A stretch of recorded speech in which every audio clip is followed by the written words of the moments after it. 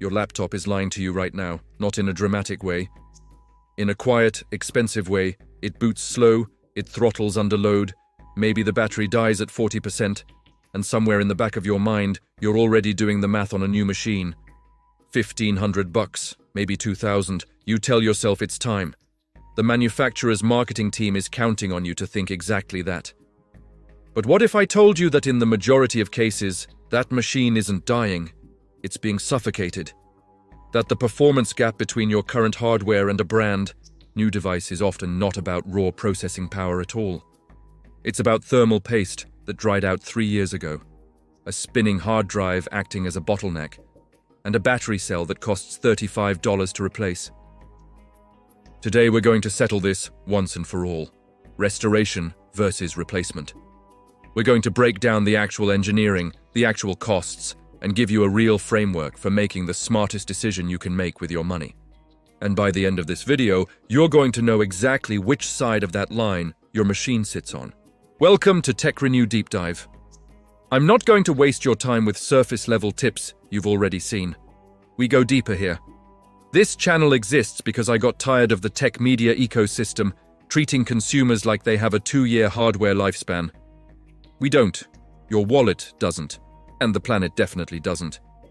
I've spent years pulling apart laptops, desktops, and workstations, diagnosing performance decay, running thermal benchmarks, and validating repair outcomes with real data.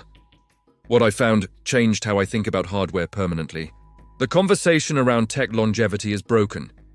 It favors the OEM, that stands for original equipment manufacturer. It favors the retailer.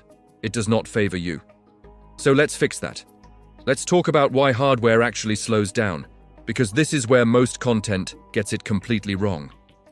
Your processor, your CPU, which stands for Central Processing Unit, does not degrade meaningfully in 5 to 7 years of normal use. It is not worn out. The silicon inside your machine from 2017 can still execute instructions just as fast as the day it shipped. So why does it feel slower? 3 reasons, and they all have solutions. Number 1. Thermal throttling. Inside your laptop, there is a thin layer of thermal interface material between the CPU die and the copper heat pipe that dissipates heat. That material, thermal paste, is designed to conduct heat efficiently when it's fresh. After 3 to 5 years, it dries out, cracks, and its thermal conductivity drops significantly. When your CPU can no longer shed heat fast enough, it protects itself by dropping its clock speed. That's called thermal throttling. Your processor isn't slow, it's hot. That's a $20 fix. Number 2, storage bottleneck. If your machine shipped with a traditional spinning hard drive, an HDD, which stands for hard disk drive, that drive is reading and writing data at somewhere between 80 and 120 megabytes per second.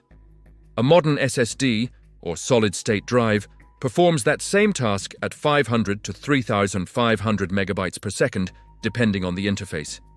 Your operating system, your apps, your swap file, all of it is bottlenecked through that spinning disk. Replacing an HDD with an SSD is the single highest return on investment upgrade in personal computing. A 500 gigabyte SSD costs around $40. The performance delta is not subtle, it is transformational. Number 3, memory pressure and kernel overhead. As operating systems evolve, their base memory footprint grows. Windows 11 idles at higher RAM, random access memory, usage than Windows 7 did. Applications are heavier. Browser tabs alone can consume gigabytes. If your machine shipped with 4 or 8 gigabytes of RAM, and that RAM is not soldered to the board, upgrading to 16 gigabytes will eliminate paging, which is when your system writes RAM overflow to disk, and restore fluid multitasking. DDR4 RAM, that stands for Double Data Rate 4, is cheap right now. We're talking $30 to $50 for a 16 gigabyte kit. Here's the uncomfortable truth that the industry doesn't advertise. The gap between a restored 2018 laptop and a new entry-level 2024 laptop is often smaller than the gap between that restored machine before and after the restoration. Let that sink in. Now let's talk about when replacement actually wins, because this isn't a binary emotional argument, it's an engineering decision. There are 4 clear scenarios where replacement is the rational choice. First, the repair cost exceeds 50% of a comparable used device's market value. If you're looking at a motherboard failure on a machine worth $200 on the secondary market and the repair is $150, you're in diminishing return territory. Second, the architecture ceiling. If your workload has genuinely outpaced the hardware generation, you're running machine learning inference, professional video in 4K or higher, or compiling large codebases daily, and your CPU is a pre-8th generation Intel or a pre-Zen 2 AMD chip, the instruction set and core count limitations are real. Restoration will not bridge that gap. Third, physical structural damage. Cracked motherboard traces, damaged charging circuits, or liquid damage that has spread to multiple components creates a reliability risk that no amount of restoration can confidently eliminate. Know when to let go. Fourth, ecosystem lock-in, breaking your workflow. If software dependencies require hardware features, your machine fundamentally lacks hardware-accelerated AI processing, Thunderbolt 4, specific security chips. That's a legitimate upgrade driver. Outside of those 4 scenarios, you're almost certainly better off restoring. Let's get practical. Here is a numbered action plan you can execute this weekend. Step 1. Run a thermal diagnostic. Download HWInfo64, spelled HWInfo64, and stress test your CPU using Cinebench R23, spelled CINEBENCH. Monitor CPU package temperature under sustained load. If you're hitting above 90 degrees Celsius on a laptop, thermal paste replacement is your first move. Step 2. Benchmark your storage. Use Crystal Disk Mark, spelled CRYSTALDISKMARK, to get your drive's sequential read and write speeds. If you're under 200 megabytes per second sequential read, you have an HDD or a degraded older SSD. That is your highest priority upgrade. Step 3. Check your RAM usage under real workload.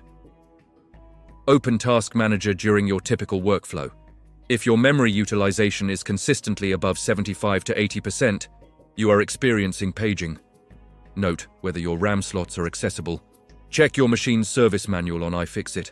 Step 4. Pull your battery health report. On Windows, open Command Prompt as administrator and type PowerCFG battery report.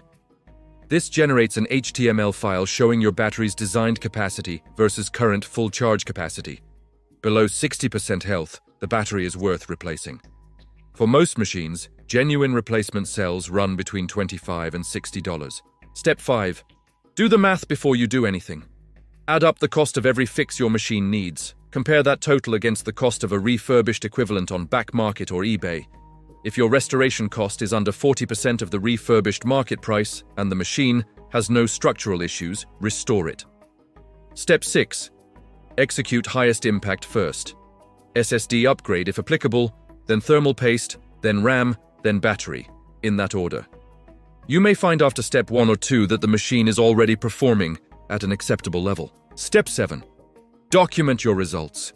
Run your benchmarks before and after, not because I'm telling you to, because you will want that data. You will want to show someone. And honestly, it's going to be satisfying. Here's the question I want you to answer in the comments right now. What piece of hardware in your life are you currently thinking about replacing? Drop the model and the symptom. I read these. A lot of you have machines that are one $40 SSD away from another 3 years of productive life. And I want to help you see that, before you spend $1,500, you don't need to spend. The right to repair movement isn't just a legal or political issue. It is a personal finance issue. It is an environmental issue. Every device that gets a second life is a device that doesn't end up in a landfill in 18 months. It's a device whose embodied carbon, the energy it took to manufacture it, gets amortized across a longer useful life. Smart consumption isn't about buying less tech. It's about extracting full value from the tech you already have. This channel exists for one reason: to give you the technical framework to make decisions that manufacturers don't want you to make. Not because they're evil, because their business model depends on replacement cycles. Understanding that dynamic is the first step to opting out of it. If this kind of content is useful to you, real engineering reasoning, real cost analysis, zero padding, subscribe. Hit the bell. Every week we go deep on a different aspect of hardware longevity, From enterprise-grade refurbishment to consumer repair techniques, to buying used the right way, the war against planned obsolescence is winnable. And you don't fight it with anger, you fight it with knowledge. We'll see you in the next deep dive.